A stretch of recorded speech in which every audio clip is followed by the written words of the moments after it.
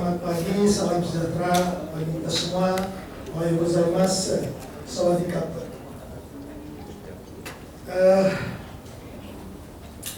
Bapak Ibu sekalian saya hormati, saya akan berbicara dalam bahasa Indonesia untuk memberdayakan para interpreter kita di belakang. Jadi kalau saya bicara bahasa Inggris, nanti yang di belakang nggak bekerja. Oleh karena itu, izinkan saya berbicara dalam bahasa Indonesia. Seperti kemarin telah saya sampaikan pada saat kita diskusi sesi yang kedua kemarin, bahwa kami merencanakan ataupun sedang dalam proses untuk membuat rencana pengolahan perikanan sidat ini. Mengapa demikian? Mungkin kemarin sudah disampaikan alasan-alasannya, tetapi ini merupakan amanat yang sudah termaktub di dalam Undang-Undang Perikanan. Jadi dalam Undang-Undang Perikanan diamanatkan kita untuk membuat rencana pengolahan perikanan baik untuk wilayah WPP maupun spesies.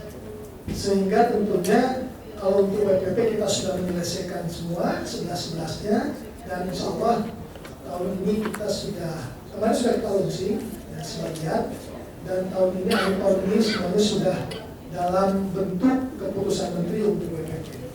Sedangkan untuk jenis ikan, kami baru menyelesaikan yang sudah dalam wujud peraturan menteri adalah rencana pengolahan perikanan untuk ikan terbang, kemudian perajungan, kemudian juga tuna cakalang dan tongkol yang baru kemarin di-launching pada saat Bali Tuna Conference.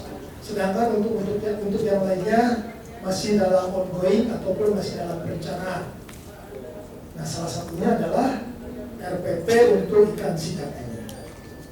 Dan secara bersama juga kami sekarang sedang menyusun juga RPP untuk umpan, ikan umpan untuk tuna.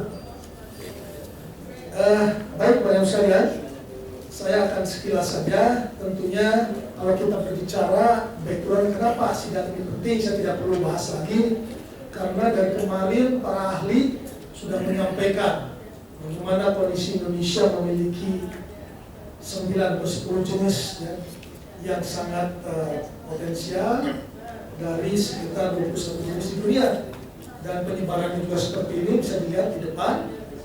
Kemudian next terus ya, dan dari yang kemarin kita bahas, kita pun memiliki isu-isu yang memang saat ini kita hadapi, yaitu salah satunya bagaimana penangkapan glasil dan struktur ini secara intensif untuk diperjualbelikan, sehingga saat ini memang terjadi shorten atau kekurangan depleted dari sumber daya ini di beberapa wilayah tentunya.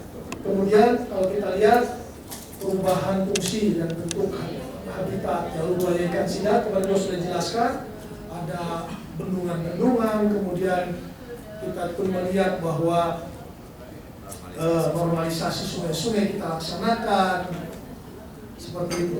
Kemudian pencemaran kerusakan lingkungan, kita mengetahui kalau kita berbicara sungai-sungai di Indonesia, tentu kita melihat banyak sungai-sungai yang memang dalam kondisi yang memprihatinkan.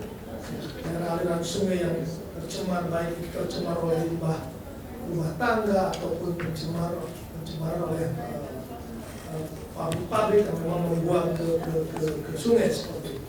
Kemudian yang lainnya perubahan iklim, misalnya kita mengetahui saat ini perubahan iklim sudah menjadi tren di mana-mana, dan para ahli juga sekarang sedang mendalami bagaimana dampak dari perubahan iklim ini terhadap aquaculture, terhadap fisheries. Jadi ini pun menjadi isu-isu yang harus kita pertimbangkan.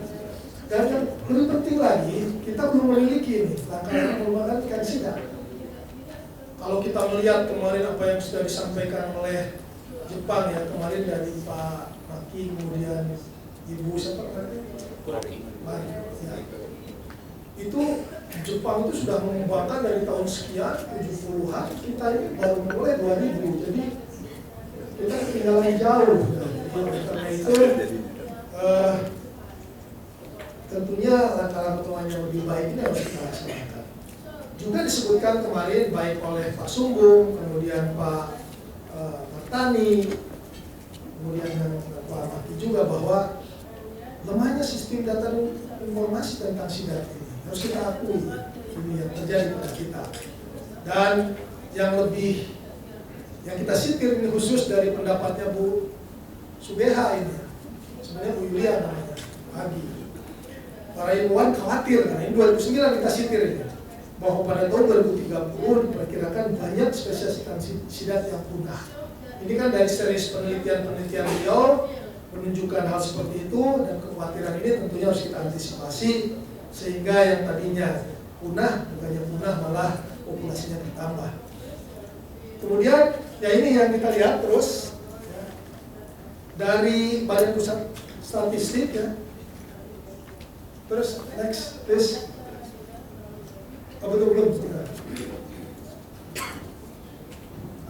Belum sebelumnya. Nah, ini Badan Pusat Statistik ya. Kita memiliki produksi tahun ekspor ini tahun 2011 1.400. Dan terjadi penurunan 39% pada periode sama dari tahun 2010. Sehingga sitiran-sitiran pendapat para ahli bahwa sedang depresi terbukti dengan yang terjadi dengan ekspor kita. Jadi nilai ekspor kita anjlok 60,4% seperti itu. Nah, ini salah satunya penanam Sungkowo itu, karena adanya peningkatan ekspor benih ikan sidat seperti itu 2012.